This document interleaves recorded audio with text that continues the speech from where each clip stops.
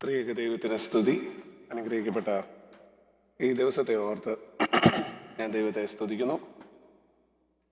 നമ്മളൊരു മുൾമുനയിലാണ് നിൽക്കുന്നത് എന്നെനിക്കറിയാം.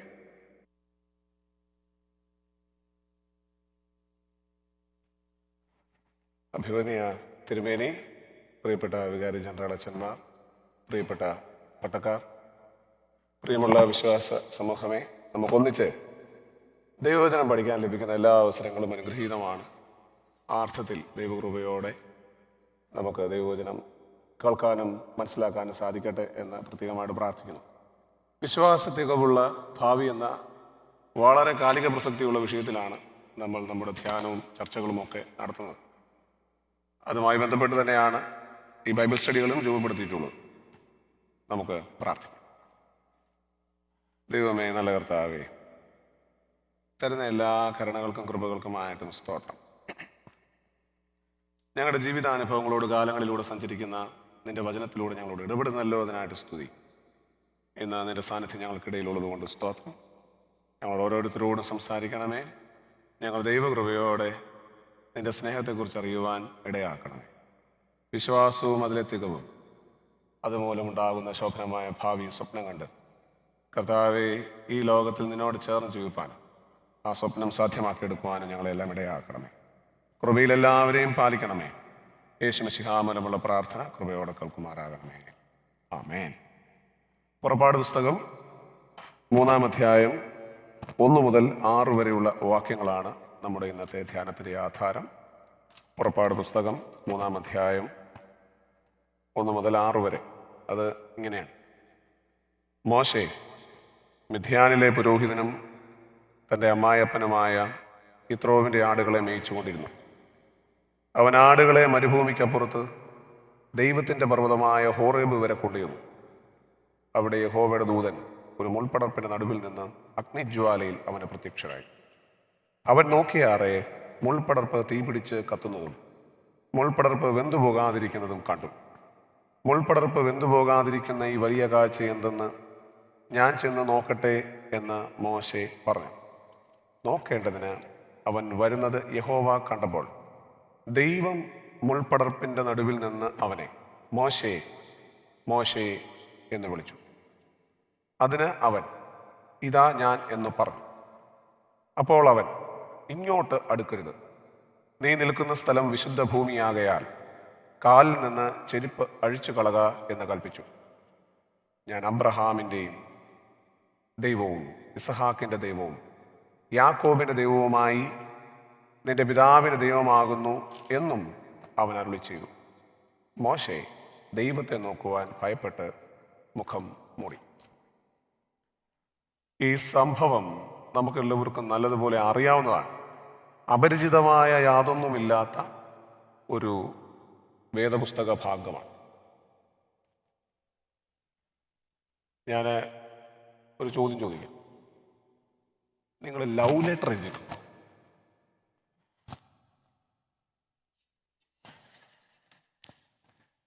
അല്ല, അതൊരു തെറ്റൊന്നും അല്ല. ഒരു കാലഘട്ടത്തെ നിർണയിച്ച പ്രധാനപ്പെട്ട സാഹിത്യ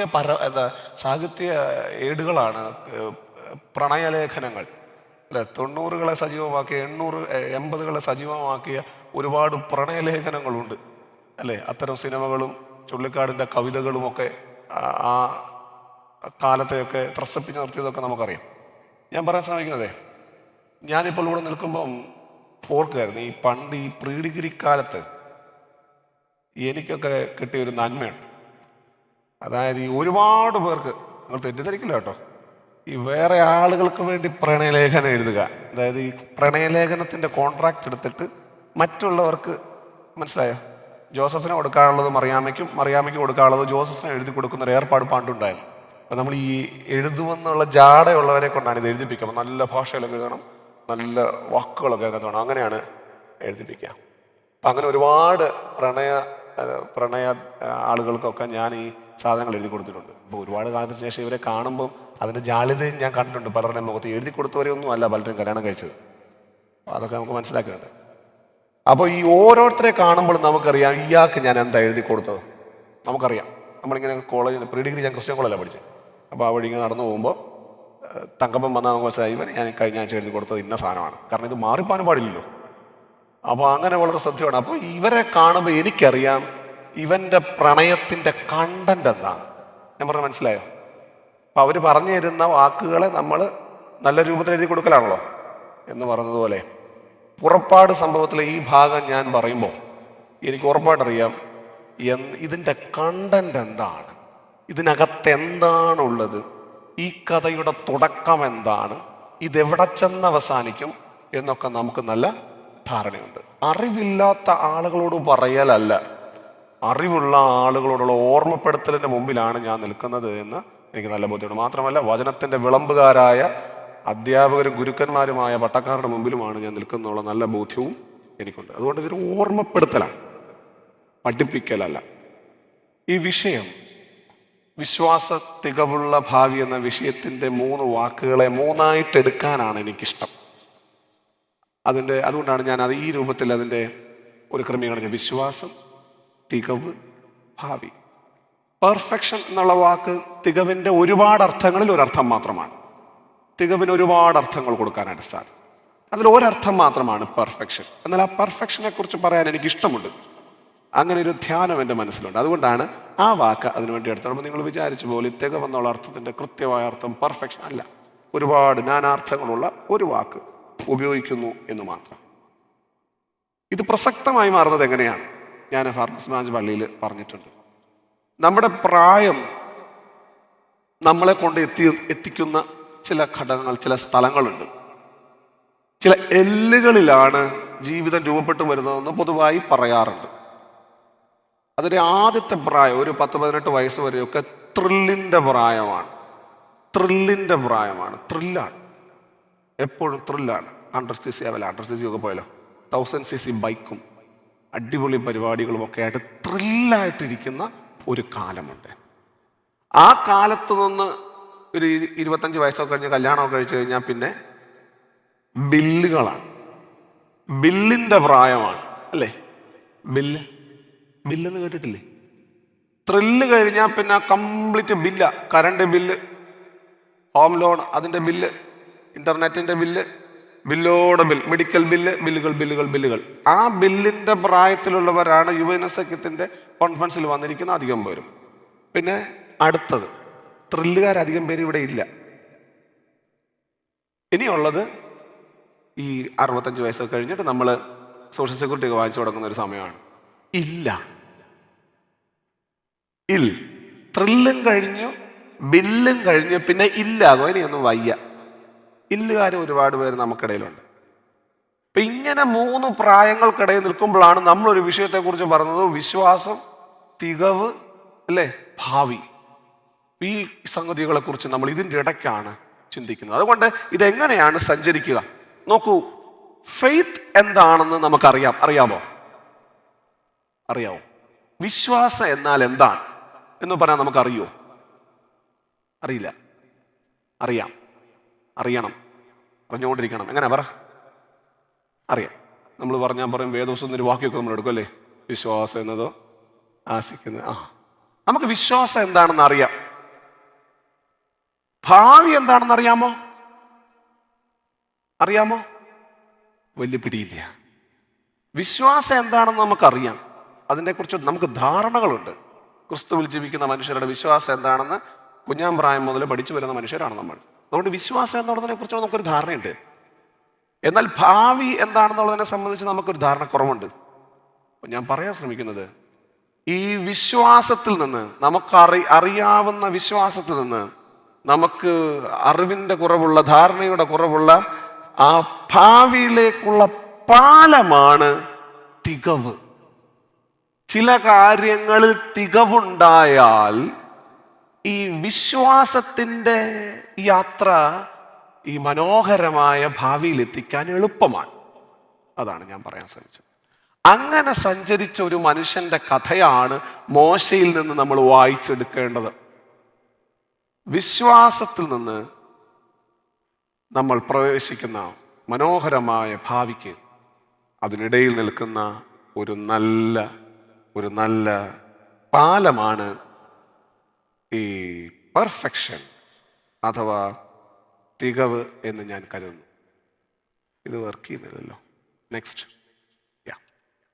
We know what faith is.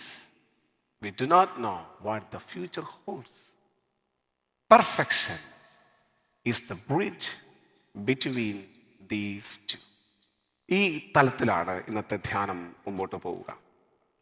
അപ്പോൾ നമ്മൾ പറഞ്ഞ രണ്ട് കാര്യങ്ങൾ മറന്നു പോകരുത്. ഈ ഒരു പാലത്തിലൂടെ സഞ്ചരിച്ച ഒരു മനുഷ്യനെ മോശയിൽ നിന്ന് നമുക്ക് കണ്ടെടുക്കാനായിട്ട് സാധിക്കും. ഒന്നാമത്തെ ധ്യാനം വളരെ ലളിതമായ ഒരു വാക്കാണ്. ഈ മോശയുടെ ജീവിതത്തിലേക്ക് നോക്കിയാൽ മതി. ആദ്യത്തെ രണ്ട് വാക്യം.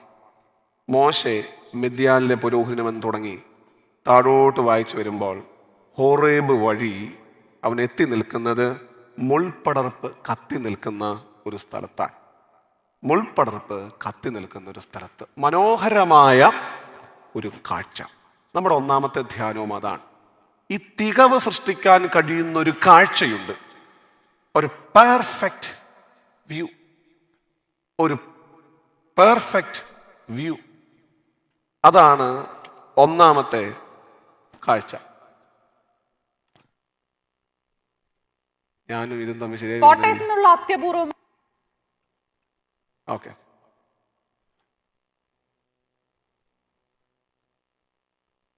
ഈ ടെക്നോളജി നമ്മളെ എങ്ങനെയാണ് കുഴപ്പത്തിൽ ചാടിക്കുന്നതെന്ന്.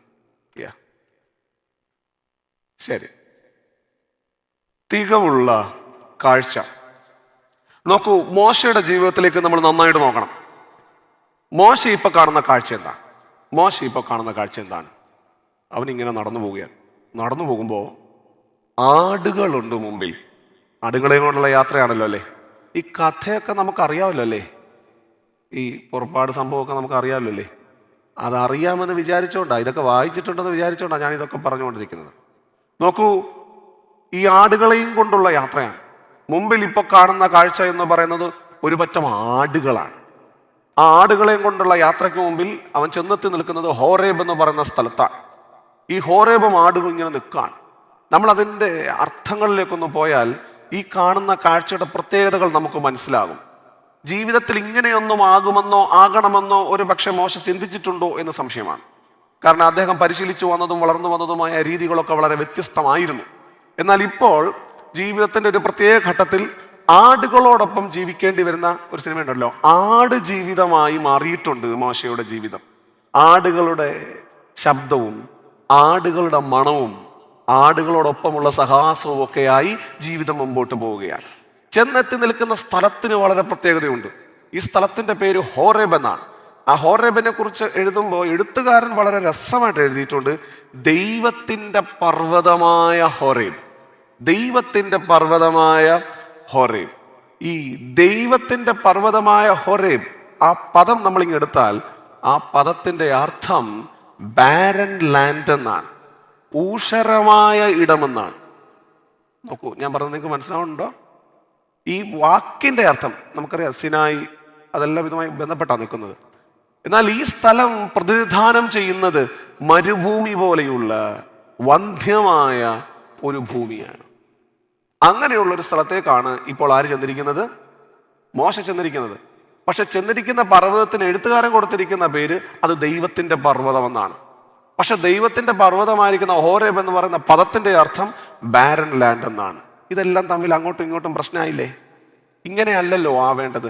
നമുക്ക് ദൈവത്തെക്കുറിച്ച് അറിയാവുന്നത് വേദപുസ്തക വായനയിലൂടെയും നമ്മുടെ എക്സ്പീരിയൻസസിലൂടെയുമാണ്. അവിടെയെല്ലാം നമ്മൾ മനസ്സിലാക്കിയിട്ടുണ്ട് ദൈവം ആരാണ്. God is always creative, God is always productive, and God is always active. ഇതാണ് നമ്മൾ ദൈവത്തെക്കുറിച്ച് മനസ്സിലാക്കിയിട്ടുള്ളത്. ദൈവം തമ്പുരാനെ കുറിച്ചുള്ള ആ മനസ്സിലാക്കലും ഈ പേരും തമ്മിൽ ചേർന്ന് വരുന്നില്ല അല്ലേ? മോശ ഇപ്പോൾ ചെന്ന് നിൽക്കുന്ന ഈ സ്ഥലം ഹോറേബാണ്, ബാരൻ ലാൻഡാണ്. അവിടെ എന്ത് പ്രൊഡക്ടിവിറ്റിയാണ്, അവിടെ എന്ത് ക്രിയേറ്റിവിറ്റിയാണ്, അവിടെ എന്ത് ആക്റ്റീവാണ്, എന്ത് ആക്ടിവിറ്റിയാണ്, യാതൊന്നും കാണുന്നില്ല. ജീവിതത്തിന്റെ സങ്കടക്കടലിന്റെ നടുവിൽ നടക്കുന്ന ഒരു മനുഷ്യൻ ഈ പർവ്വതത്തിന് താഴെ നിൽക്കുമ്പോൾ ആ പർവ്വതത്തിലെ ദൈവത്തിന്റെ ആ നാമം അല്ലെങ്കിൽ ആ ദൈവവുമായി ബന്ധപ്പെട്ടുള്ള പേരും അദ്ദേഹത്തിൻ്റെ ജീവിതാനുഭവം തമ്മിൽ ഒന്നും ചേർന്ന് വരുന്നില്ല. 2024 ഞാനും നിങ്ങളും ഇത് വായിക്കുമ്പോൾ എന്താണ് നമ്മൾ മനസ്സിലാക്കുന്നത്? ദൈവത്തിൻ്റെ ഇടം വന്ധ്യമായിരിക്കുന്നു. ഞാൻ പറഞ്ഞ മനസ്സിലാകുന്നുണ്ടോ? ഞാൻ ഭൂമിയിൽ നിന്നുകൊണ്ട് പറയുന്ന ദൈവത്തിൻ്റെ ഇടം പ്രൊഡക്റ്റീവ് ആകേണ്ടുന്ന, ക്രിയേറ്റീവ് ആകേണ്ടുന്ന, ആക്റ്റീവായിരിക്കേണ്ടുന്ന സ്ഥലങ്ങൾ നിർജീവമായിരിക്കും, മരുഭൂമി പോലെ ആയിരിക്കും. ഇത് ഇന്നിൻ്റെ നേർക്കാഴ്ചയല്ലേ? ഇന്നലെ വൈകുന്നേരം ഇവിടെ നടന്ന ചർച്ചകൾ, അഭിമന്യ തിരുമേനിയുമായി ബന്ധപ്പെടുന്ന അവിടെയെല്ലാം മുഴങ്ങി നിന്നത് ഇതൊക്കെ തന്നെയല്ലേ? 2024 ആത്മീയ ജീവിതാനുഭവങ്ങളിൽ വന്നു നിന്ന് നമ്മിലേക്കും നമ്മുടെ തലമുറകളിലേക്കും നോക്കുമ്പോൾ എവിടെയോ നിർജീവമായി പോകുന്ന ഒരവസ്ഥ, അത് സൃഷ്ടിക്കപ്പെടുന്നില്ലേ എന്ന് നമ്മൾ പരിശോധിക്കേണ്ടതാണ്. അതാണ് ഇവിടെയും കാണുന്നത്. ഹോരേബ് എന്ന് പറയുന്ന പർവ്വതം ദൈവത്തിൻ്റെ പർവ്വതമാണ്. പക്ഷെ ആ പർവ്വതത്തിൻ്റെ ചുവട് ഇപ്പോൾ നിർജീവമാണ്. അങ്ങനെയാണ് ആ പേര് വിളിച്ചു പറയുന്നത്. ഇത് ഇന്നിൻ്റെ അനുഭവമാണ്. നമ്മുടെ ദൈവ ഇടങ്ങളൊക്കെ, നമ്മുടെ ആരാധനാ ഇടങ്ങളൊക്കെ, നമ്മുടെ ആത്മീയ പരിസരങ്ങളൊക്കെ നിർജീവമാകുന്നുണ്ടോ? നമ്മൾ പരിശോധിക്കേണ്ടതാണ്. അങ്ങനെ നിർജീവമാകുന്നുണ്ടെങ്കിൽ ആ സ്ഥലത്താണ്, അവിടെയാണ് ഈ കാഴ്ച. മുൾപ്പടർപ്പ് കത്തുന്നതും അതിലുള്ളതൊന്നും വെന്തുപോകാതിരിക്കുന്നതുമായ ദർശനത്തിൻ്റെ കാഴ്ച അവിടെയാണ്. ഈ മുൾപ്പടർപ്പ് കാണാൻ താമസിച്ചു പോകുന്നതാണ് നമ്മുടെ പ്രതിസന്ധി. ഈ മുൾപ്പടർപ്പ് കത്തുന്നത് കണ്ടിട്ടും തലതിരിച്ച് നടന്നു പോകുന്നതാണ് നമ്മുടെ പ്രതിസന്ധി. മോശെ കണ്ടതുപോലെയുള്ള ഈ ദർശനത്തിൻ്റെ കാഴ്ച കാണാൻ നമുക്ക് സാധ്യമാവണം. അതാണ് ദൈവം തമ്പുരാൻ നമ്മെക്കുറിച്ച് ഉദ്ദേശിക്കുന്നത്. യേശു അങ്ങനെ കണ്ടയാളാണല്ലേ? യേശു അങ്ങനെ കണ്ടയാളാണ്. അവൻ തല ഉയർത്തി അവരോട്, നിങ്ങളിൽ പാപമില്ലാത്തവൻ ആദ്യം കല്ലെറിയട്ടെ എന്ന് പറഞ്ഞു. എന്താണ് അർത്ഥം? ഇതാണ്. ചുറ്റും നിന്നവരെല്ലാം അവളെ നോക്കി, അവൻ മാത്രം അവളുടെ പ്രശ്നങ്ങളിലേക്ക് നോക്കി. കാഴ്ച വ്യത്യസ്തമാണ്. യേശു കണ്ട കാഴ്ചയുടെ പ്രത്യേകത അതാണ്. എല്ലാവരും അവളെ നോക്കി, എന്നാൽ അവിടെ ഉണ്ടായിരുന്ന അവൻ, നമ്മുടെ കർത്താവ്, അവളുടെ പ്രശ്നങ്ങളിലേക്ക് നോക്കി. അവളുടെ പ്രശ്നം ഈ കല്ല് പിടിച്ച കുറെ കൈകളായിരുന്നു, കല്ലുപോലായ കുറെ മനുഷ്യരായിരുന്നു. കർത്താവിൻ്റെ കാഴ്ച വളരെ വ്യത്യസ്തമായിരുന്നു. ഈ കാലഘട്ടത്തിൽ ജീവിക്കുന്ന ഞാനും നിങ്ങളുമൊക്കെ ദൈവത്തിനെ നന്നായി കാണാനും ദൈവിക ദർശനങ്ങളെ നന്നായി കാണാനും അതിലൂടെ ഊരിത്തിരിഞ്ഞു വരുന്ന പുതിയ ആത്മീയ പാഠങ്ങളിലേക്ക് പ്രവേശിക്കാനും നമുക്ക് സാധ്യമായി മാറണം. നന്നായി കണ്ടപ്പോൾ ആടുകളിൽ നിന്ന് ആളുകളിലേക്ക് തിരികെ വരാൻ മോശയ്ക്ക് സാധ്യമായി. നന്നായി കണ്ടപ്പോൾ ആടുകളിൽ നിന്ന് ആളുകളിലേക്ക്, അല്ലേ? ഇതുവരെയും ഹോരേബിൻ്റെ ചുവടുകളിലൂടെയൊക്കെ ആടുകളെയും കൊണ്ട് നടക്കുകയായിരുന്നു. ഇനി അവൻ ആളുകളിലേക്ക് മടങ്ങിപ്പോകും. ആളുകളാരാ? അവൻ വെടിവിക്കാൻ ഇരിക്കുന്ന ഒരു വലിയ സമൂഹമുണ്ട്. അവൻ ഓടിപ്പോയ ഒരു ഇടമുണ്ട്. അവിടേക്ക് മടങ്ങിപ്പോകാൻ അവന് സാധിക്കും. ഒരു മുൾപ്പടർപ്പ് കത്തുന്നതും അതിൽ വെന്തുപോകാത്ത സസ്യം നിൽക്കുന്നതും കണ്ടപ്പോൾ ആ കാഴ്ച അവൻ്റെ ജീവിതത്തെ രൂപപ്പെടുത്തിയതിൻ്റെ കഥയാണ് അവിടെ പറഞ്ഞു വയ്ക്കുന്നത് 1-2 വാക്യങ്ങളിൽ. ഇത് നമ്മുടെ ജീവിതത്തിലും അന്വർത്ഥമാക്കാൻ നമുക്ക് സാധിക്കണം. നമ്മുടെ തലമുറകളെക്കുറിച്ച് ആലോചിക്കുമ്പോൾ, നമ്മുടെ ചുറ്റുപാടുകളെക്കുറിച്ച് പഠിക്കുമ്പോൾ, നമ്മുടെ ജീവിതത്തിലേക്ക് തന്നെ നോക്കുമ്പോൾ, നമ്മൾ ദൈവസ്ഥലങ്ങളിൽ പോലും നിർജീവരായിരിക്കുന്ന മനുഷ്യരാണെങ്കിൽ അത് ശരിയല്ല. അവിടുന്ന് ഇനിയും പ്രയാണം ചെയ്യേണ്ടതുണ്ട്. ദൈവത്തിൻ്റെ വാക്ക് കേട്ടും ദൈവത്തിൻ്റെ ദർശനങ്ങളുടെ വെളിച്ചത്തിലും നമുക്ക് കുറേ ദൂരം കൂടെ സഞ്ചരിക്കാനുണ്ട്. 2, 3-ാമത്തെയും 4-ാമത്തെയും വാക്യം വായിക്കുമ്പോൾ അവിടെ ദൈവത്തിൻ്റെ ശബ്ദം കേൾക്കുന്ന മോശയാണ് നമ്മൾ കാണുക. ദൈവത്തിൻ്റെ ശബ്ദം കേൾക്കുന്ന മോശെ. തികവുള്ള കേൾവി, തികവുള്ള കേൾവി, പെർഫെക്റ്റ് ഹിയറിംഗ്. നമ്മൾ പറഞ്ഞു ഇതൊരു പാലമാണ്, ഇതൊരു പാലമാണ്. ആ പാലത്തിലൂടെ നമ്മൾ സഞ്ചരിക്കുകയാണ്. ഈ പാലത്തിലൂടെ സഞ്ചരിക്കുമ്പോൾ നല്ല കേൾവി ഉണ്ടാവണം. ഇവിടെ മോശെ നന്നായി കേൾക്കുകയാണ്. കേൾക്കുന്ന ശബ്ദം അസാധാരണമായ ശബ്ദമെന്ന് നമുക്ക് തോന്നുന്നുണ്ട്. അങ്ങനെയുള്ള ഒരു ശബ്ദം കേൾക്കുകയാണ്. ഒരുപാട് ശബ്ദങ്ങൾക്കിടയിൽ ഒരു നല്ല ശബ്ദം മോശെ അന്ന് കേൾക്കുകയാണ്.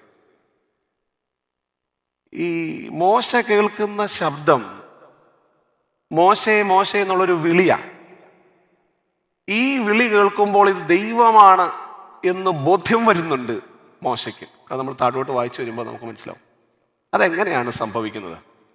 മോശെ 3 സ്കൂളിൽ പഠിച്ചിട്ടുണ്ട്. 3 സ്കൂളിൽ പഠിച്ചിട്ടുണ്ടോ?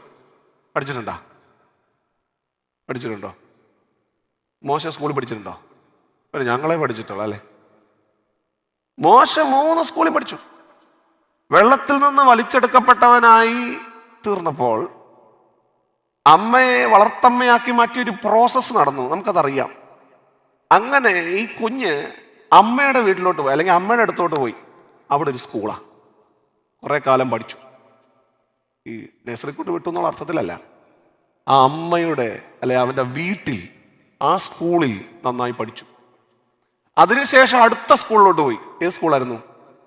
കൊട്ടാരം വക സ്കൂള് അല്ലേ? രാജകൊട്ടാരത്തിലെത്തി. പഠിച്ചതെല്ലാം രാജതന്ത്രങ്ങളാണ്, ഇടപെട്ടതെല്ലാം രാജാക്കന്മാരോടാണ്, കേട്ടതെല്ലാം രാജകാര്യങ്ങളാണ്, കഴിച്ചതെല്ലാം രാജഭക്ഷണമാണ്, നടന്നതെല്ലാം രാജവീതികളിലൂടെയാണ്. ഇടപെടലുകൾ മുഴുവൻ രാജകാര്യങ്ങളിലായിരുന്നു. ഗൗരവമായ സ്കൂൾ പഠനം അല്ലേ? ഒരു കൊട്ടാരത്തിൻ്റെ സ്കൂൾ. അത് കഴിഞ്ഞ് പിന്നെ 3-മതൊരു സ്കൂളുണ്ട്. ആ സ്കൂള് ജീവിതത്തിൻ്റെ പ്രായോഗികതകൾക്ക് മുമ്പിൽ ഓടിപ്പോയിട്ട് ഇത്രോവിൻ്റെ വീട്ടിലിരിക്കുമ്പോൾ അവിടുന്ന് പഠിച്ചതാണ് അല്ലേ? ഇത്രോവിൻ്റെ വീട്ടിൽ ചെന്ന് ആടുകളെ കൊണ്ട് നടക്കാനും ആടുകളോടൊപ്പം സഞ്ചരിക്കാനും കല്യാണം കഴിച്ചും നമ്മൾ പറഞ്ഞല്ലോ ബില്ലുകളുടെ ഒരു കാലമായി. അങ്ങനെ ഒരു സ്കൂൾ 3 സ്കൂളിൽ പഠിച്ചു. ഈ 3 സ്കൂളിൽ ഏത് സ്കൂളാണ് മോശെ നന്നായി സ്വാധീനിച്ചതെന്ന് നിങ്ങൾക്ക് പറയാൻ പറ്റുമോ? ഏത് സ്കൂളാ നന്നായി സ്വാധീനിച്ചത്? നിങ്ങൾ പറഞ്ഞു അമ്മയുടെ സ്കൂള്, വീട്ടിൽ. അതെങ്ങനെ നമുക്ക് മനസ്സിലാവുന്നത്? മോശെ മോശെ എന്ന വിളി കേട്ടപ്പോൾ അവിടെ പറയുന്നുണ്ട്, താഴോട്ട് വായുമ്പോൾ, അവൻ ദൈവത്തെ നോക്കുവാൻ ഭയപ്പെടുത്തത് കൊണ്ട് മുഖം മൂടി. ഈ കേൾക്കുന്ന ശബ്ദം ദൈവത്തിൻ്റെ ശബ്ദമാണെന്ന് തിരിച്ചറിയാൻ പറ്റുന്നതാണ് ആ സ്കൂളിൻ്റെ ഗുണം.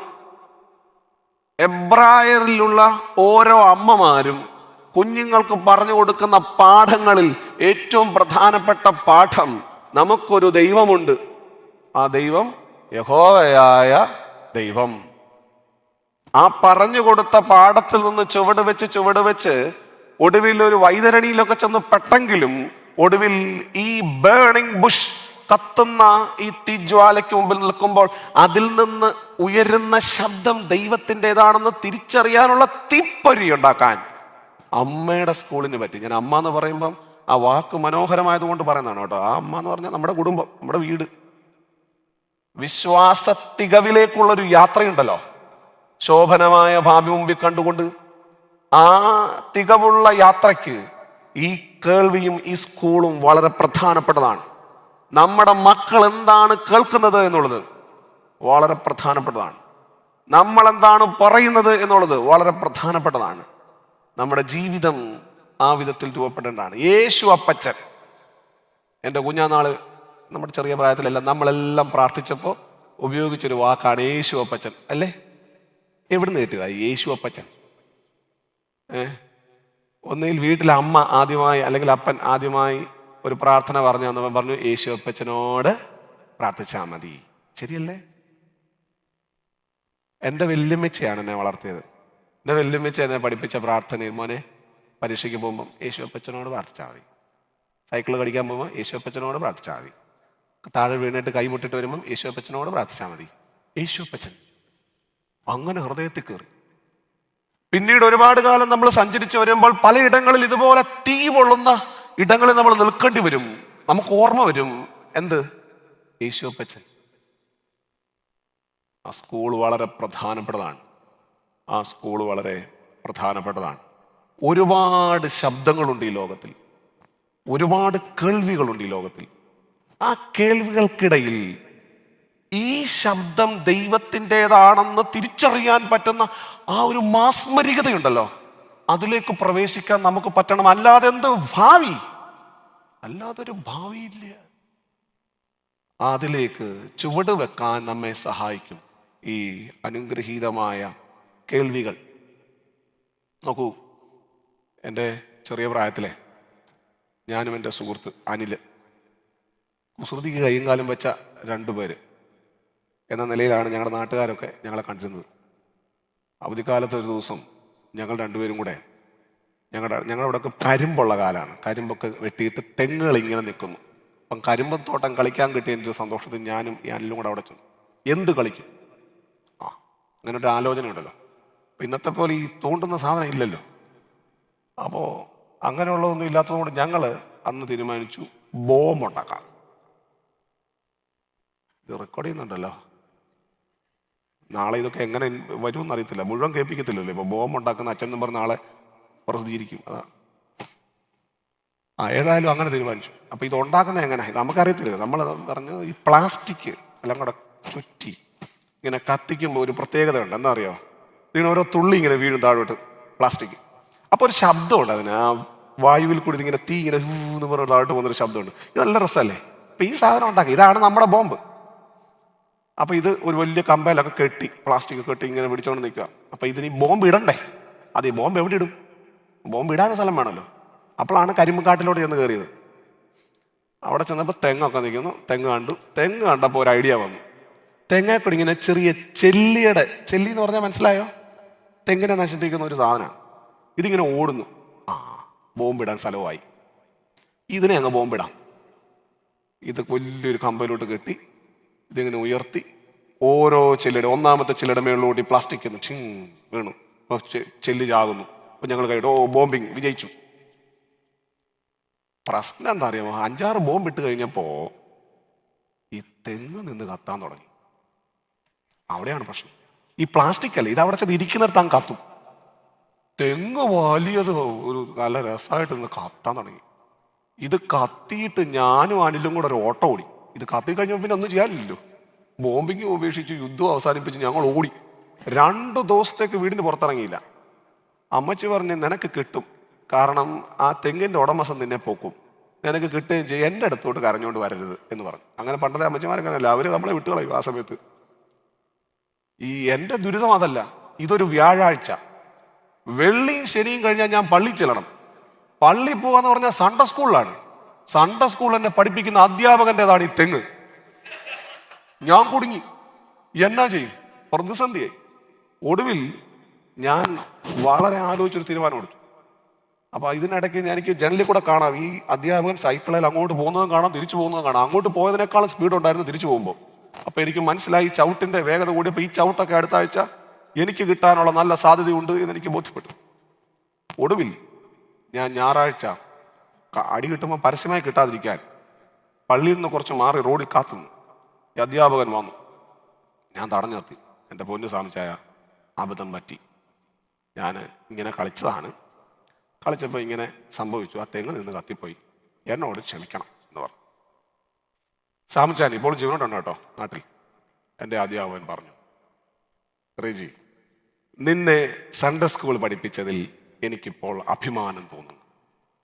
കാരണം നീ എൻ്റെ തെങ്ങ് കത്തിച്ചത് കൊണ്ട് ഞാൻ നിന്നെ തല്ലാൻ പിടിക്കാനൊന്നും വരില്ല, അതൊന്നും ഞാൻ ചെയ്യില്ല.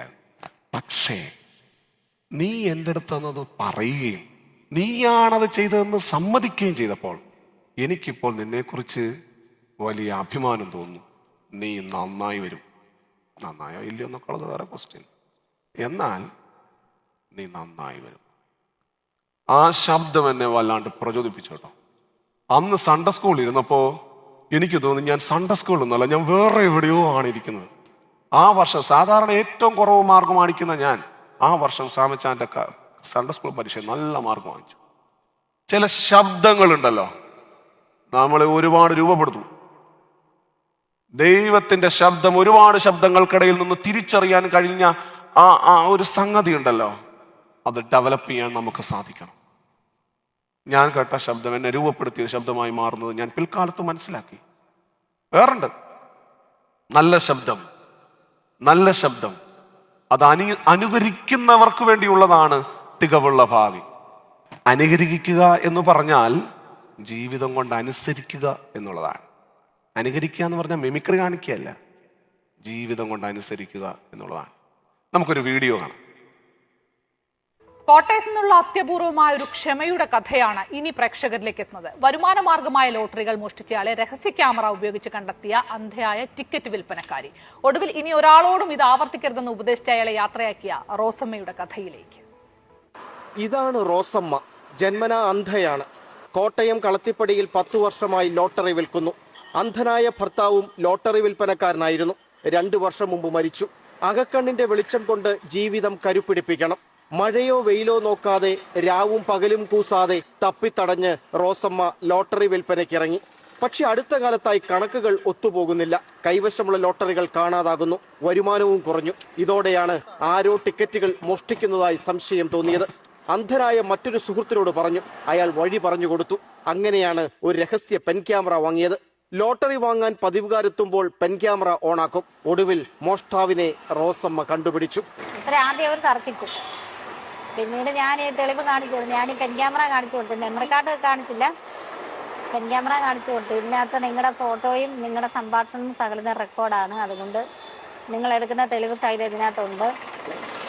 അപ്പം ഞാൻ ഇതുമായിട്ട് നിയമത്തിന് മുന്നേ പോകണോ എന്ന് ചോദിച്ചു. അങ്ങനെ അവരെന്നോട് പറഞ്ഞു. അപ്പം അവർക്ക് മനസ്സിലായി ശരിയാണ്, പിടിക്കപ്പെട്ടു എന്നുള്ളത്. ഇനിയാണ് സംഭവത്തിന്റെ ട്വിസ്റ്റ്. ദ്രോഹിച്ചയാളെ തന്നെ പോലുള്ള പട്ടിണിപ്പാവങ്ങളെ ഇനിയും ദ്രോഹിക്കരുതെന്ന് ഉപദേശിച്ചു പറഞ്ഞയച്ചു. കൈവശമുള്ള ദൃശ്യങ്ങൾ മൂന്നാമതൊരാൾ കാണില്ലെന്ന് അയാൾക്ക് വാക്കും കൊടുത്തു. മോഷ്ടാവിനോട് എന്തിനു ക്ഷമിച്ചെന്ന് റോസമ്മ തന്നെ പറയും. ഞാനൊരു ക്രിസ്ത്യാനിയാണ്. എല്ലാ ഞായറാഴ്ച പള്ളിയിൽ പോകുന്നൊരു വ്യക്തിയാണ്. അപ്പം ഞങ്ങളുടെ പള്ളിയിൽ ഞങ്ങളെ പറഞ്ഞു തരുന്ന, ഞങ്ങളെ പഠിപ്പിക്കുന്ന വചനങ്ങൾ എന്താണെന്ന് ചോദിച്ചാൽ ക്ഷമയുടെയും സഹിഷ്ണുതയും സ്നേഹത്തിന്റെയും പാഠമാണ് ഞങ്ങൾക്ക് തരുന്നത്. ഞാൻ ലോകത്തിന് മുന്നേ ദരിദ്രയാണെങ്കിൽ ദൈവത്തിന്റെ മുന്നേ സമ്പന്നയാണെന്നൊരു വിശ്വാസം എനിക്കുണ്ട്. നല്ല ശബ്ദം കേട്ടവർ നന്നായി തിരിച്ചറിയുമ്പോൾ അവരുടെ കാഴ്ച എങ്ങനെയാണ് രൂപപ്പെടുത്തുന്നതെന്ന് ഈ റോസമ്മ നമ്മളെ പഠിപ്പിക്കുന്നുണ്ട്, ഇല്ലേ? മോശയുടെ ജീവിതം മാത്രമല്ല, റോസമ്മയുടെ ജീവിതവും ബേണിംഗ് ബുഷിന്റെ മുമ്പിൽ നിന്ന് ദൈവത്തെ കാണുകയും കേൾക്കുകയും ചെയ്ത ഒരു സ്ത്രീയുടെ ജീവിതമാണ്. ഇതിലേക്കാണ് നമ്മളെ ക്ഷണിക്കുന്നത്, ഇതിലേക്കാണ് നമുക്ക് നിയോഗമുള്ളത്. വിശ്വാസവും തികവും താണ്ടി ഞാനും നിങ്ങളും ഒക്കെ ശോഭനമായ ഒരു ഭാവിയിലേക്ക് പോകാൻ ഈ പാലമുണ്ടാവണം, ഈ പാലമുണ്ടാവണം. 3, തികവുള്ള പ്രവൃത്തി. തികവുള്ള പ്രവൃത്തി, പെർഫെക്റ്റ് ആക്ഷൻ. അതിന് ഉദാഹരണം തേടി ഇനി നമ്മൾ ഒത്തിരി അലയേണ്ട കാര്യമൊന്നുമില്ല. ഈ മോശയുടെ കൂടെ പിന്നീട് നമ്മളൊന്ന് സഞ്ചരിച്ചാൽ മതി. അവിടെ നിന്നുള്ള സഞ്ചാരമെല്ലാം അങ്ങനെ ആയിരുന്നല്ലോ. പ്രവർത്തികളിൽ നിന്ന് പ്രവർത്തികളിലേക്ക്, പ്രവർത്തികളിൽ നിന്ന് പിന്നെയും പ്രവർത്തികളിലേക്ക് മോശ അങ്ങനെ സഞ്ചരിച്ചു പോകുന്ന മനോഹര കാഴ്ച പിന്നീട് നമുക്ക് കാണാം. കൊട്ടാരത്തിലേക്കും, കൊട്ടാരത്തിൽ നിന്ന് ആളുകളിലേക്കും, ആളുകളിൽ നിന്ന് കടൽക്കരയിലേക്കും, കടൽക്കരയിൽ നിന്ന് മരുഭൂമിയിലേക്കും, മരുഭൂമിയിൽ നിന്ന് കനാനിലേക്കും ഒക്കെ ഈ ജനതയെ നയിച്ചു കൊണ്ടുപോകുന്ന ഈ മനുഷ്യന്റെ പ്രവൃത്തി എത്ര മനോഹരമായിട്ടാണ്. 3 സംഘട്ടനങ്ങൾ നടന്നിട്ടുണ്ട് മോശയുടെ ജീവിതത്തിൽ. പ്രധാനമായിട്ടും 3 സംഘട്ടനങ്ങൾ. ഒന്നാമത്തെ സംഘട്ടനത്തിന്റെ നടുവിൽ പോയി നിന്നു. 2 എബ്രായർക്കിടയിൽ, അല്ലേ? ഒരു എബ്രായനും തമ്മിൽ സംഘട്ടനം ഉണ്ടായപ്പോൾ അതിന് മുമ്പിൽ, അതിന്റെ നടുവിൽ പോയി നിന്നു. അവിടെ ചില കാര്യങ്ങളൊക്കെ പറഞ്ഞു. രണ്ടാമതൊരു എബ്രായനും ഒരു മിസ്രൈമിനും തമ്മിൽ സംഘട്ടനം ഉണ്ടായപ്പോൾ അതിന്റെ നടുവിലും പോയി നിന്നു. ആ സംഘട്ടനത്തിന്റെയും ആ സംഘർഷത്തിന്റെയും കാര്യങ്ങളൊക്കെ ഏറ്റെടുത്തു. പ്രതിസന്ധിയിലായി. പിന്നീട് ഓട്ടമായിരുന്നു. ഓടിച്ചെന്നിട്ട് പിന്നെ പോയി നിൽക്കുന്നത് നമ്മൾ ഈ 2-ാം അധ്യായം, പുറപ്പാട് പുസ്തകം 2-ാം അധ്യായം ഒക്കെ വായിച്ചാൽ നമുക്ക് കാണാം. ഒരു കിണറ്റുംകരയിലാണ്. അവിടെയും ഒരു സംഘടനമുണ്ട്. ആരാണ്? കുറച്ച് പെൺകുട്ടികളും ആട്ടിടയന്മാരും തമ്മിലുള്ള അടി. ഇതിനിടയ്ക്കോട്ട് ആര് പോയി കയറി? മോശ പോയി കയറി. യിത്രോവിന്റെ മക്കളായിരുന്നു. ആ സംഘർഷത്തിലും പോയി നിന്നു. മൊത്തം സംഘർഷമാണ്, സംഘട്ടനങ്ങളാണ്. പിന്നീടുള്ള യാത്ര മുഴുവൻ അങ്ങനെയായിരുന്നു, സംഘട്ടനങ്ങളാണ്. ഞാനും നിങ്ങളുമൊക്കെ ഇത്തരം സംഘർഷങ്ങളിലാണ് പലപ്പോഴും. ചില സംഘർഷങ്ങൾ ഇടയ്ക്ക് പോയി നിൽക്കും, ചിലതിൻ്റെ ഇടയ്ക്ക് നിന്ന് പരിക്ക് പറ്റും, ചിലയിടത്ത് നിന്ന് ഓടിപ്പോകുന്നിടത്ത് പിന്നെയും സംഘർഷമുണ്ടാകും. അപ്പോഴും നമ്മൾ അന്വേഷിക്കുന്നത് തികവുള്ള ഭാവിയെക്കുറിച്ചാണ്. മോശ തന്നെ പാഠങ്ങൾ പറയുന്നുണ്ട്. അച്ഛന്മാർക്കുണ്ട് കേട്ടോ ഈ സംഘർഷമൊക്കെ, അച്ഛന്മാർക്ക് ഈ സംഘർഷമൊക്കെ. ഇതൊന്നും ഇല്ലാത്തവരാണെന്നൊന്നും ചിന്തിച്ചു പോകരുത്. പ്രസംഗം 5 മിനിറ്റ് കൂടി പോയാൽ പറയും എന്നാ പ്രസംഗമാണ്, എന്നാ പിന്നെ കുറയ്ക്കാന്ന് വിചാരിച്ചാലോ ഒരു കാര്യവും പറയാൻ അറിയത്തില്ല നീ, എന്നാ പിന്നെ ഇംഗ്ലീഷിൽ അങ്ങ് പ്രസംഗിക്കാം. എന്നാ ഇയാടൊക്കെ എവിടെ നിന്ന് വന്നാ, എന്നാ പിന്നെ മലയാളം മതി, ഇംഗ്ലീഷ് അറിയില്ലെന്നേ, എന്നാ പിന്നെ പോയിന്റ് ആയിട്ട് പറയാം. തലയ്ക്ക് മേളില, എന്നാ പോയിന്റേ വേണ്ട, ഹോമിലി. കാര്യമായിട്ടൊന്നും പറയാനില്ലെന്നേ. സംഘർഷമാണ് മക്കളെ, എല്ലായിടത്തും സംഘർഷം. ഈ മനുഷ്യന്റെ അടുക്കലും സംഘർഷമാണ്. നോക്കൂ, ഈ സംഘർഷത്തിന്റെ മുമ്പിൽ നിൽക്കുന്ന ഈ മനുഷ്യനോട് ദൈവം ഇപ്പൊ പറയാണ്, നീ ചെരുപ്പ് അങ്ങോട്ട് ഊരണം കേട്ടോ, ചെരുപ്പഴിച്ചു വെച്ചിട്ട് മുമ്പോട്ട് വരണം. ചെരുപ്പഴിക്കാതെ വന്ന ആ ദർശനം കാണില്ലേ? പക്ഷെ കർത്താവ് പറയാണ്, നീ ചെരുപ്പഴിച്ചിട്ട് ഇങ്ങോട്ട് പോരെ, ചെരുപ്പഴിച്ചിട്ട് ഇങ്ങോട്ട് പോരുത്. എന്തായിരിക്കും കർത്താവ് ഉദ്ദേശിച്ചത്? എന്തായിരിക്കും ദൈവം ഉദ്ദേശിച്ചത്? ഞാനിങ്ങനെ കൗതുകത്തോടുകൂടെ ആ വരികൾക്കിടയിലൂടെ സഞ്ചരിച്ചു പോയപ്പോൾ എനിക്ക് തോന്നിയൊരു കാര്യം ഞാൻ നിങ്ങളോട് പറയാം.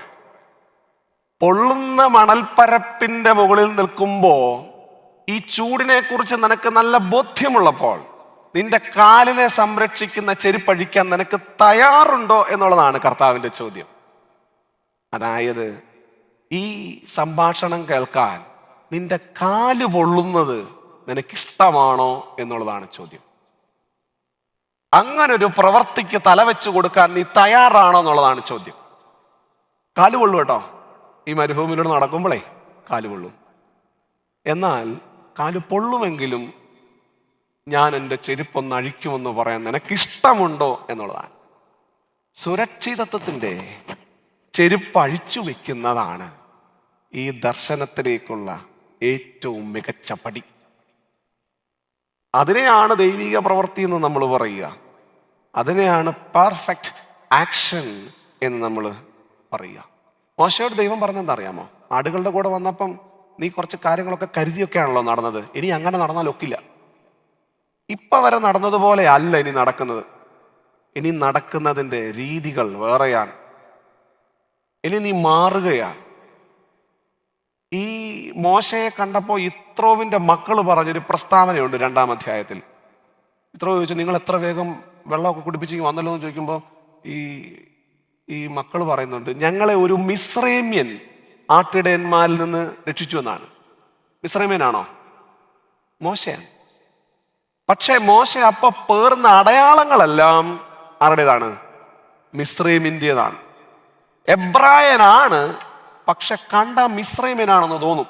നോക്കൂ, ഈ ബേണിംഗ് ബുഷ്, ഈ ദർശനത്തിന്റെ വഴിയിൽ ചെരുപ്പഴിച്ചു വെച്ചിട്ട് ഇനിയൊരു നടത്തമുണ്ടല്ലോ മോശയ്ക്ക്. ആ നടത്തത്തിൽ ഇനി മുതൽ ഇവൻ മിസ്രൈമാണെന്ന് തോന്നത്തില്ല. അവൻ ഇനി എന്താണ്? ഇനി മുതൽ അവൻ എബ്രായനാണ്. ഫറവോന്റെ മുമ്പിൽ നിന്നിട്ട് ഞാൻ മിസ്രൈമ്യനാണെന്നല്ല, ഞങ്ങളുടെ ദൈവം എബ്രായന്റെ ദൈവം എന്ന് തന്നെയാണ് മോശയെ വിളിച്ചു പറയുന്നത് എന്ന് നമ്മൾ ഓർക്കണം. സംഘട്ടനത്തിൽ നിന്ന് സംഘാടനത്തിലേക്ക് പോവുകയാണ്.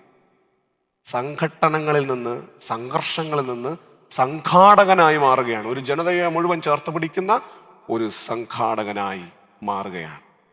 ഈ യാത്ര ദൈവം തമ്പുരാൻ നമ്മിൽ നിന്നും പ്രതീക്ഷിക്കുന്നുണ്ട്. ഈ യാത്ര നമ്മിൽ നിന്നും ദൈവം തമ്പുരാൻ പ്രതീക്ഷിക്കുന്നുണ്ട്. ഞാനൊരിക്കലേ ഇത് പറഞ്ഞ് അവസാനിപ്പിക്കണം കേട്ടോ. പരുമല ഹോസ്പിറ്റലിൽ ഇരിക്കുമ്പോൾ, ഞാൻ എവിടെയോ ഇത് പറഞ്ഞിട്ടുണ്ടെന്നാണ് എൻ്റെ വിചാരം. പരുമല ഹോസ്പിറ്റലിൽ ഇരിക്കുമ്പോൾ ഒരു ഇഞ്ചക്ഷൻ എടുക്കാൻ വേണ്ടി ഞാൻ പനി ആയിട്ട് ഹോസ്പിറ്റലിൽ ചെന്ന് കാഷ്വാലിറ്റി ചെന്നപ്പോൾ എന്നോട് പറഞ്ഞു, ഒരു ഇഞ്ചക്ഷൻ എടുത്തിട്ട് അച്ഛൻ പൊക്കോന്ന് പറഞ്ഞു. ഞാൻ അവിടെ ഒരു ബെഞ്ചിൽ പോയിരുന്നു. എൻ്റെ ഞാൻ ഇരിക്കുന്നിടത്തുനിന്ന് 2-3 ആളുകൾക്കപ്പുറത്ത് പരുമല ഹോസ്പിറ്റലിൻ്റെ പഴയ കാഷ്വാലിറ്റി ഒരു ചെറുപ്പക്കാരൻ ഇരിക്കുന്നുണ്ട്. എൻ്റെ ശ്രദ്ധയിൽ ആ മനുഷ്യൻ വന്നു. ശ്രദ്ധയിൽ വരാനുള്ള കാരണം ആ മനുഷ്യൻ അവിടെ നിന്ന് പാടുകയാണ്, പാട്ടുകൾ പാടുകയാണ്. പാട്ടുകൾ പാടുക എന്ന് പറഞ്ഞാൽ നമ്മൾ പാടുന്ന പോലല്ല, പതിഞ്ഞ സ്വരത്തിലാണ്, പക്ഷെ നമുക്കത് കേൾക്കാം. ഒരു പാട്ടല്ല, ഒരുപാട് പാട്ടുകൾ. നന്ദിയോടെ ഞാൻ സ്തുതി പാടിടും, അത് കഴിഞ്ഞ ഉടനെ എന്തതിശയമേ ദൈവത്തിൻ സ്നേഹം, അത് കഴിഞ്ഞ് ആ ഒരു 4 വരി പാടിയിട്ട് പാട്ട് മാറും. അങ്ങനെ കുറേ പാട്ടുകൾ ഇങ്ങനെ പാടിക്കൊണ്ടിരിക്കുകയാണ്. എനിക്ക് വലിയ കൗതുകം തോന്നി, ഇതെന്നാ പാട്ടാ. എന്നെ വിളിച്ചപ്പോൾ ഞാൻ പോയി ഇഞ്ചക്ഷനൊക്കെ എടുത്ത് തിരിച്ചു വന്നപ്പോൾ ഞങ്ങൾക്ക് ഇടയിലുണ്ടായിരുന്നവർ എഴുന്നേറ്റ് പോയി, അവരവിടെ ഇല്ല. ഞാനപ്പോൾ ഈ ചെറുപ്പക്കാരൻ്റെ അടുത്ത് പോയിരുന്നു, ആവശ്യമുണ്ടായിട്ടല്ല, അവിടെ പോയിരുന്നു. എന്നിട്ട് ഞാനിങ്ങനെ ചോദിച്ചു, നമ്മുടെ ഒരു കുസൃതി നിമിത്തം ചോദിച്ചാണ്. ഞാൻ ചോദിച്ചു, എന്താണ് സഹോദരൻ നിങ്ങളിങ്ങനെ പാട്ടുകളിൽ നിന്ന് പാട്ടുകളിലേക്ക് പോവുകയാണല്ലോ, അത് വളരെ രസമായിരിക്കുന്നു കേൾക്കാൻ, എന്താണ് അതിൻ്റെ ഒരു പ്രേരണ എന്ന് ചോദിച്ചപ്പോൾ ആ ചെറുപ്പക്കാരൻ എന്നെ നോക്കി, എൻ്റെ മുഖത്തേക്ക് നോക്കി. എനിക്ക് നന്നായി കാണാം, അവൻ്റെ കണ്ണിൻ്റെ കോണിൽ എവിടെയോ ഒരു കണ്ണുനീർ തിളക്കമുള്ളത് എനിക്ക് മനസ്സിലായി. അവൻ പറഞ്ഞു, അച്ഛാ അതിനൊരു കാരണമുണ്ട്. ഈ അടുത്ത ദിവസങ്ങളിലാണ് എനിക്കൊരു രോഗം കണ്ടുപിടിച്ച് ഡയഗ്നൈസ് ചെയ്തത്. ആ രോഗം എൻ്റെ നാവിലാണ് കണ്ടുപിടിക്കപ്പെട്ടിട്ടുള്ളത്. അതുകൊണ്ട് ഇനി എത്ര നാൾ ഈ നാവ് എനിക്കുണ്ടാകുമെന്നുള്ളതിനെ സംബന്ധിച്ച് എനിക്ക് ബോധ്യമില്ല. എനിക്ക് പാടാൻ ഭയങ്കര ഇഷ്ടാച്ച. അതുകൊണ്ട് എൻ്റെ നാവ് പോകുന്നതിന് മുമ്പേ എനിക്ക് പാടാവുന്ന അത്രയും ഞാൻ പാടുകയാണ്. എനിക്ക് അവനോട് പേര് ചോദിക്കാൻ പറ്റില്ല കേട്ടോ. എനിക്ക് എവിടാണ് ആ മനുഷ്യൻ്റെ വീടെന്ന് ചോദിക്കാൻ പറ്റിയില്ല, ഒന്നും വീട്ടാൻ പറ്റിയില്ല. കുറച്ച് കഴിഞ്ഞപ്പോൾ കാഷ്വാലിറ്റിയിൽ നിന്ന് ഒരാൾ ഇറങ്ങി വന്നു, അവനും ഒരാളെ കൂട്ടുവന്നാ. 2 പേരോട് ഇങ്ങനെ നടന്ന് പരുമല ആശുപത്രിയുടെ കോറിഡോർ വഴി പുറത്തേക്ക് പോകുമ്പോഴും ഞാൻ അവനെ ഇങ്ങനെ നോക്കിക്കൊണ്ടിരുന്നു. അപ്പോഴും അവൻ്റെ ചുണ്ടിങ്ങനെ മന്ത്രിക്കുന്നുണ്ടായിരുന്നു, നന്ദിയോടെ ഞാൻ സ്തുതി പാടിക്കൊണ്ടേ. എനിക്കറിയില്ല ആ ചെറുപ്പക്കാരൻ ഇപ്പം എവിടെയാണെന്നോ എന്താണെന്നോ ഒന്നും എനിക്കറിയില്ല, ചോദിക്കാൻ പറ്റിയില്ല. പക്ഷെ ആ നടത്തം ഉണ്ടല്ലോ, ആ നടത്തം അതൊരു നടത്തമായിരുന്നു. ബേണിംഗ് ബുഷ്, അവിടെ നിന്നുള്ളൊരു നടത്തം. അവൻ നിരാശനല്ല. ആ നടത്തത്തിനകത്ത് ഒരുപാട് അർത്ഥങ്ങൾ എനിക്ക് അവൻ പറഞ്ഞു തന്നു. മോശയും നടക്കാൻ നന്നായി കണ്ടു, നന്നായി കേട്ടു, നന്നായി പ്രവർത്തിച്ചു. അതാണ് മോശ. ഹോറേബ് ഇനി ബാരൻ ലാൻഡ് അല്ല. അതേ മലയുടെ ഉയരത്തിൽ നിന്ന് ഇസ്രായേൽ ജനത്തിനുള്ള കൽപ്പനകളും പിന്നീട് പുറപ്പെട്ടു. അതിനി വന്ധ്യമായ സ്ഥലമല്ല. ഊഷരതയിൽ നിന്ന് ഉർവരതയിലേക്ക് ഒരു ജനതയെ കൈപിടിച്ചു കൊണ്ടുപോയി. ആമേൻ. ദൈവം നമ്മെ സഹായിക്കട്ടെ.